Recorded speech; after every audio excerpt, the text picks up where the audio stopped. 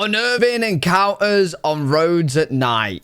On the night of April 18th, 2021, at around 7:40 p.m., an Australian man named Mitch Cooney was driving down the Hume Highway in Bardia, Australia. He was returning from a racing event and heading home to Gold Coast City when, completely out of nowhere, he saw a childlike figure standing in the middle of the road. No! The figure was wearing a blue parka, and from the few seconds he was in view, it looked like he was trying to cross the highway. Jesus! Now, Mitch was driving at nearly 60 miles an hour, or around 96 kilometers per hour. He was also towing a large toy hauler behind his car. Trying to brake or suddenly move out of the way in these conditions would have certainly resulted in a devastating accident, so Mitch had no choice but to keep driving. Fortunately, he managed to avoid the mysterious figure by mere inches. Fearing the safety of a potential child wandering the Hume Highway, his mother, yeah, that late at night is weird. Like, why is nobody with the child? Who was also with him at the time, contacted the Australian police almost seconds later. The officers online assured them that they were putting patrols out immediately. However, Mitch couldn't stop thinking about what he saw. Trying to do everything he could, he called the police again at 8:29 p.m. and offered the dashcam footage he'd captured of this figure. But to Mitch's surprise, the officers told him that they swept the area and actually found a young child matching the description he provided. They found him? He was being returned to his home as they spoke. What? What a child was doing in the middle of a highway at night. Oh, so that was actually a legit child there. Oh my God. Miles from the nearest civilization was still a big mystery, but at least he was safe now. Yo, I'm not gonna lie. You might want to investigate the parents, bro, before giving the kid back. Because how on earth is the kid there? By itself? That's crazy. Mitch put it on Facebook later that night. I felt absolutely sick when all this happened. I instantly felt so much better when I was told the kid had been collected.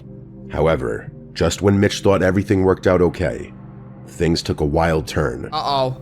After confirming that the kid was safe, Mitch uploaded the video from his dashcam onto the internet, hoping to share the unnerving encounter he had with others. But as the video and his story gained traction, the New South Wales Police Department came forward and announced that they didn't find any child on the highway that night, completely contradicting what they had told Mitch that night. According to the official report, they scoured the surrounding area for nearly 8 hours, searching until 3:45 a.m. before finally calling it off and finding no trace of a child nearby. The department stated that multiple cars attended and commenced a search of the area. However, no child was located and the search concluded. So why the fuck would they tell Mitch that they found the child? What? Now, there's no reason to believe that the NSW police would lie on an official report like this. What's more likely is that the person talking to Mitch earlier didn't know the full details and just made things up. Or maybe it was nothing more than a terrible case of miscommunication. Wait. Well, I'm not being funny then. That person needs to get sacked. How are you working in the police force making shit up? That's like the last kind of job you want to be making shit up. Like, bro, what? This is why we got trust issues, man. Where the police searching for the child somehow got twisted into them already having found him. But like, imagine you got to court or some shit because like your kid died, right? Or something like that. You're at court. You're like, oh, well, the policeman told me that to find the kid who was going to bring the kid home, but then a week passed by and the kid's dead. That wasn't home. What do you have to say, officer? Ah, no, I was on the phone tonight. I just made shit up. Like, bro, what? The child was never found. Can't do that. What happened to him? The answer to that question, however, could be anything. Maybe its parents noticed their kid missing and took him back home, or he could have been potentially kidnapped by someone who saw a child roaming the highway alone at night and took advantage of the opportunity. Though none of those theories explain how the child got to that spot in the first place. Unfortunately, the case remains an unsolved mystery to this day, and with so little coverage, it's unlikely we'll get answers anytime soon. So the kid's gone. Damn, bro. On May 8th, 2021, TikToker Pissed Pasta, real name Malie Perales, was returning from a night out with her friends and roommates around 2:30 a.m. However, what was supposed to be a fun hangout took a disturbing turn when, while driving down the Packard Drive Northeast Road next to the Rogue River in Belmont, Michigan, one of them spotted a shadowy figure crawling onto the road. What the Stop. No, Stop. I'm not. No. Hell no. What the dude? Bro. They were soaked. After discussing for a bit, Yeah, bro, I'm trying to pay attention to the video, but I can't get her name out of my head. Piss Pasta. Like, bro, why are you called Pissed Pasta? the group decided to circle back and check what My it was. two favorite things. And this is what they came across. Maybe the guy on the fucking road is like, I wasn't pasta, man. Hey, Piss Pasta. See? That was it. That was it. Delivery. It looked like a young woman, possibly in her 20s or 30s, sitting on the road while either waving at the car or banging her own head. What? She was also drenched from head to toe in 48 Fahrenheit or about 9 weather. Mali's group circled back one more time to Wait, what do you mean drenched head to toe in weather? Huh? confirm what they saw, and this time the woman had completely collapsed onto the road. By this point, Mali and her friends had realized that this woman was likely in dire need of medical assistance. Oh, soak it.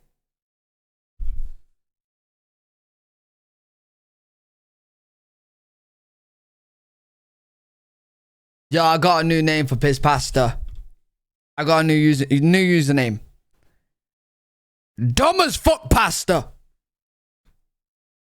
How on earth does it take you 3 go-arounds for someone on the road going, for you to then realize they need help? Like, bro, the first time, maybe call the police, right? Maybe not medical, maybe the police, maybe both. Point, Mali and her friends had realized that this woman was likely in dire need of medical assistance. But there was also a chance that this was a setup for a robbery.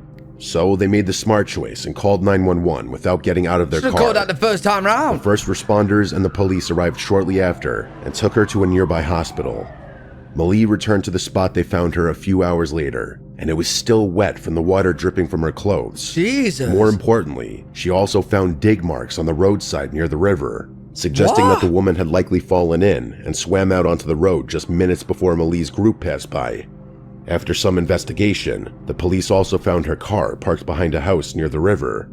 In other words, she most likely fell into the river on the east side and managed to swim all the way across Oh to the my other God, side. yeah, she just needed Inquiring help. about her in the Facebook group for this neighborhood also revealed that she had actually interacted with some of the residents earlier that day, though her interactions were unnerving to say the least. Saw this person between Van Dam and Packer Woods around 10:15 p.m. Friday. Asked her if she needed help, to which she responded no.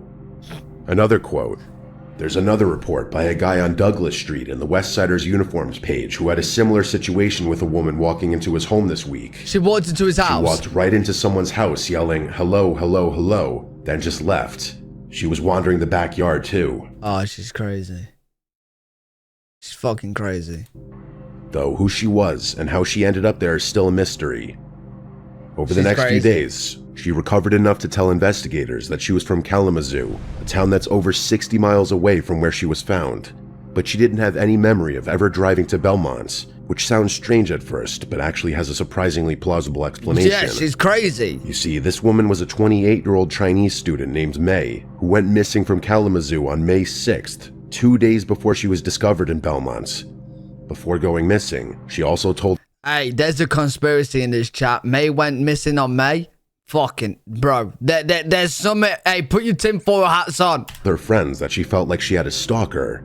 Upon hearing this, one of the first theories that comes to mind is that maybe she was kidnapped and then thrown into the river by this stalker. Yo. But it's important to note that according to the few witnesses in the police investigation, she drove to Belmont on her own. No. So that would be a reason, but people in that area were saying that she was going into the house alone, saying hello. So that, like, you know what I mean? And then she's seen someone, they asked for help, she said no. So I think she was just more crazy. What, you think needed help from like a kidnap? I don't know, because then why would you see someone random and say no to help? It's unclear whether this stalker was even real or not. However, the stress of feeling like she was constantly being watched likely messed with her mental state and triggered a dissociative fugue state, which, for those who don't know, is a mental condition where the person forgets who they are and often starts doing things they otherwise wouldn't do. Some even go as far as moving to other cities and building new lives before they snap out of the state and come to their senses. Really? What makes this already unsettling condition even worse is that the patient usually doesn't remember what they did during that fugue state either. And that's what likely happened to May. She got stressed, went into a fugue state, wandered around in her car for a couple of days, and eventually ended up in the river. Fortunately, she was able to come to her senses and swim to the shore before losing her life. On the 12th of October 2016, a family in Sheffield, England, went to the Drawbridge pub for a night out. Sheffield! And after an evening of fun and laughter, they decided to head back home at around midnight. The roads in that area are usually deserted at that hour, so they were already on guard for any robbers or other criminals they might run into on their way back. However, nothing— Wait, who were? Hey, that is so much for the subwoof. The roads in that area are usually deserted at that hour, so they were already on guard for any robbers or other criminals they might run into on their way back. However, nothing in the world could have prepared them for what they came across just 5 minutes later. Seconds after they rounded the corner to the Grange Mill Lane Road, a man dressed in a clown costume jumped out from the shadows and blocked the road, forcing the driver to stop. See, here's your problem already. Here's your problem already. You stopped. You don't need a stop. Boom. Just hit him. Just hit him. Just hit him. He then started waving at the car. And as soon as it came to a full stop, he started running towards it while still blocking the path forward. I would hit him so When fast. the driver tried to reverse his car and go the other way, the clown started sprinting at full speed. Typically, something like this could be dismissed as just some troll or a YouTuber making a scaring people at night as a clown video, especially given that this was 2016. However, due to an incident that happened just 3 days earlier, the driver of this car had no choice but to assume the worst. You see, on October 9th, at around 8:45 p.m., a man named Simon Chinnery was attacked by a knife-wielding clown in public. Fortunately, the attacker was apprehended before he could do any lethal damage to Simon. Sadly, Simon still suffered multiple slashes to his right hand, leaving him permanently disfigured to the point of being classified as a disability. What's worse than the attack itself was that it went viral and started a craze of thousands of others trying to imitate the attacker. In some parts of the country, none was in my areas. Wow, a lot in Liverpool. In Stratford, what's going on there? Jesus. Thousands of others trying to imitate the attacker. In some parts of the country, the police departments were receiving as many as 23 reports of people threatening others dressed as clowns. Hey, yo, can I... Hey, listen. We need to change the laws in the UK, man. We need more self-defense laws. Because I'm telling you right now, if I see clowns running at my car, I'm fucking running them over, bro. I ain't reversing. I ain't stopping. I ain't going... They're getting run over. I'm going straight forward, using them as a speed bump. Unfortunately, because I live in the UK, that won't be self-defense. I will be going to prison. But hopefully we can change that. 23 reports of people threatening others dressed as clowns per day. And while many of these imitators were nothing more than trolls who had no real intentions of harming others, there were those who took things too far, with some trying to force their way into people's cars and chasing women and children with knives. So for this driver to see a man in a clown costume blocking their car while all this was going on had to be deeply unnerving for him. Their fear became worse when they tried to flee the clown, because it started chasing them like a madman. With no other option, the driver was forced to press the pedal to the metal and hope for the best, with the clown jumping out of the way at the last second. This entire situation could have just as easily ended with the clown losing his life if he had even been a fraction of a second slower to jump away. On the other hand, who knows what the attacker might have done if the driver hadn't sped off. Fuck them, bro. On June 2nd, 2018, one of the officers for Fulshire Police Department in Texas was driving back to the station after his shift, when suddenly he saw the car in front of him swerve onto the next lane to avoid hitting something. But this wasn't a tree branch or an animal. Instead, it was something that looked like the aftermath of either a horrific crime or an accident. Oh my A young god. woman in a blue shirt was lying down horizontally across the road and was completely still. Oh, we've seen this clip before, chat. This is actually crazy. Like how, like that car could have easily just ran her over. That's crazy. She's still alive. Suggesting that she was either unconscious or dead. Maybe someone decided Because to I'm assuming like cars go down this road very fast. dump the body in the middle of the road I after don't know the committing the speed limit crime. here, but Fortunately, when the officer walked up to her, she not only responded to him, but wow. even stood up on her own. As it turned out, she had driven her car into the ditch next to the road just minutes earlier. Was she drunk? Later tests also discovered an extremely high blood alcohol concentration in her system. She's drunk. Put simply, she was driving under the influence and ended up crashing into the side. The concussion from the accident, combined with her prior intoxication, made her behave extremely irrationally, which is why she walked up to the road and lay down without a care in the world. Crazy. It's nothing short of a miracle that the car in front of the officer was able to spot and avoid her in time. The or she would things have you ended do up when as you're nothing drunk. more than a cautionary tale about driving under the influence. On the night of February 26, 1946, 25-year-old Jimmy Hollis and his girlfriend Mary Jean were returning to their homes in Texarkana, Texas after watching a movie together. But before they reached the city limits, Jimmy stopped the car on the side of the road to extend their date for a short while. What neither of them knew, however, was that this little detour would nearly cost them their lives. About 10 minutes after they had stopped, a man came out of the nearby woods and approached the car. He was wearing a white pillowcase over his head with 2 small holes for eyes. The rest of his face was completely hidden from view. He told Jimmy to get out of the car, but Jimmy initially believed that this was a prank of sorts and didn't pay much attention to it. A prank? The masked man then pulled out his firearm and pointed it towards the couple, stating, "I don't want to kill you, fella, just do what I say." Understanding the gravity of the situation, Jimmy got out of the car as the masked man instructed. As soon as he did, the man swung his weapon at Jimmy's head, knocking him unconscious. Mary tried to run away into the woods, but the man caught up and did the same to her. Thankfully, before he could go further, he got spooked by a set of approaching headlights on the nearby road and ran away. Mary immediately ran to the nearest house and asked them to call the police. Jimmy also regained consciousness and hailed down a passing car to ask for help. However, by the time the police arrived on the scene to investigate, the man had vanished without a trace. Jimmy and Marie were taken to the hospital where it was discovered that the strike had fractured Jimmy's skull in multiple places. Fortunately, he was able to recover without any lasting injuries and describe what he remembered from that night. Both he and Mary gave the same statements about the overall build of the masked man, that he was around 6 feet tall and fairly slender. But for some reason, the two couldn't agree on his ethnicity. Jimmy insisted that he was a Caucasian, while Mary stayed adamant that he was of African origin. This contradiction, along with the seemingly unprovoked nature of the incident, led investigators to incorrectly believe the couple knew the man and were simply trying to protect him. What they didn't realize was that while Jimmy and Mary survived to give a description, the next couple wouldn't be as fortunate. About a month later, on March 20th... Why would you defend someone or try and protect somebody that literally fractured your skull?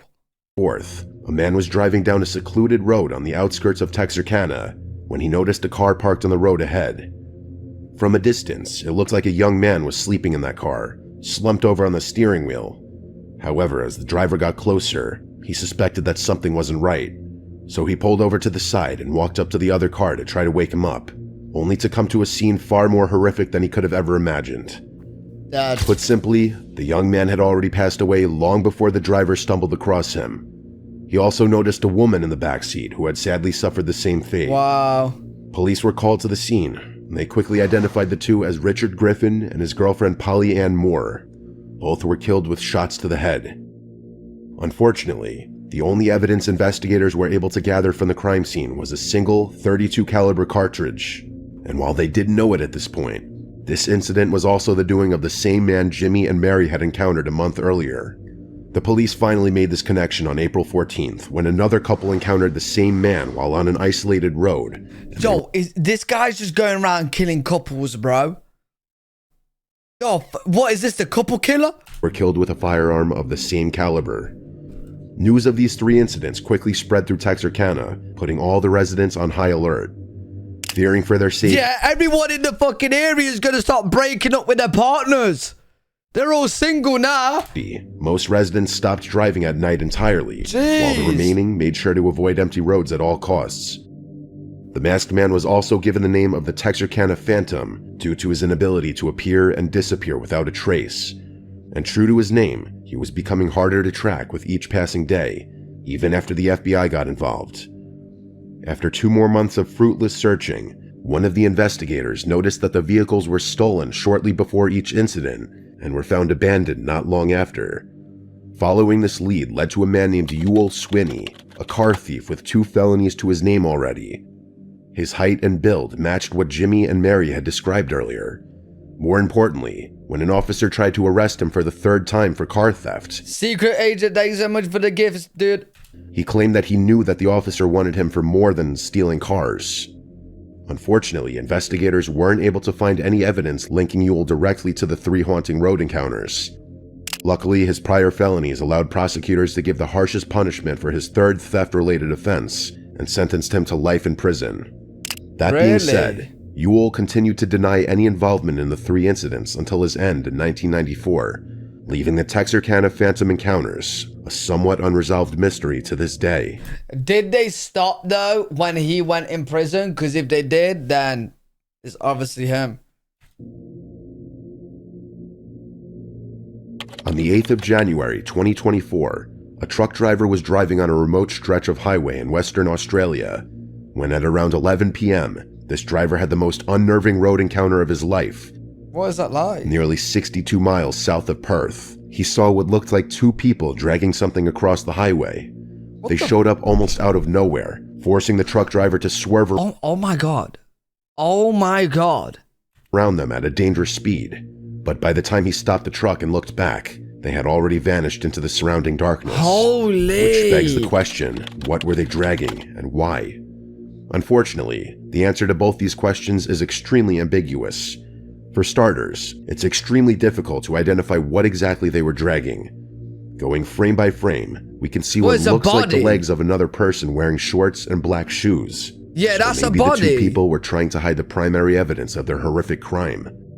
But in motion, it looked more like an animal or something in between. No, that's a body, right, chat? That's a person. That's shoes. That is shoes. It could even be a life-sized plush, though that doesn't explain its very human-like proportions. Regardless of what it was, however, an equally important question is why 2 people would drag something across a highway. That's a person. On September 16, Capture the murder 2018, an Uber driver from New York shared the terrifying encounter he had with an angry man on Long Island. He was about to complete a ride when, out of nowhere, another car drove past him at a very high speed while barely avoiding a collision. But before the Uber driver could even process what had happened, the other driver slammed on the brakes and parked in the middle of the road, blocking him from moving forward. He then got out of the car, ran over, and started bashing on the windows, telling the Uber driver to get out. What? What's going on? What's going on? I don't know. What is that? What's that? You blew the fucking right leg. Get the fuck out of the car right now. Just not- go. What is it? What's that? You blew the fucking right leg. You blew the fucking right way. Get the fuck. What's that? You blew the fucking right leg. Get the Oh, you blew the red light. fuck out of the car right now. Just I'm not go. getting Just out of go. the Go. Go. Go. Just go. Just go. Go. Go around him. Go. Go around. It's unclear if this was simply unprovoked road rage or an attempt to rob the driver and his passengers. Just hit him, bro. Just Not go wanting forward. to find out the answer, the Uber driver made the correct decision and backed up to find a different route to his destination. Rubbish, you However, reckon? there was no way for him to predict just how relentless the other driver would be. As soon as the Uber driver changed routes, the other driver got in his car as well and started chasing him no matter where he went. Yo, imagine you was the passengers in the Uber Oh my days. You would regret choosing that Uber that night. Things went from bad to worse as they approached a red light, Oh which my would have given God. the other driver a chance to catch up and do something terrible before the police arrived. But in a remarkable stroke of luck, the Uber driver found a cop already waiting on the other side of the intersection. They were able to explain the situation to the officers, resulting in the other driver getting arrested for driving while intoxicated. Wow. Stopped the car, got out of the car, was trying to fight with me. So I backed up and turned around, and then he was pursuing me. And these girls Call 911. these girls called 911, and the officer pursued him. Put simply, the other driver wasn't thinking clearly and could have been armed. If the Uber driver had panicked when he first approached, all three of them might have lost their lives. Jesus, yo. Now I'm thinking, when I go to America, bro, and I get an Uber, I hope I'm not involved in any road rage, mate. Jesus, I might just have to bike everywhere. Damn, or I rent a car, because if I drive the car, I'll just run them over, bro.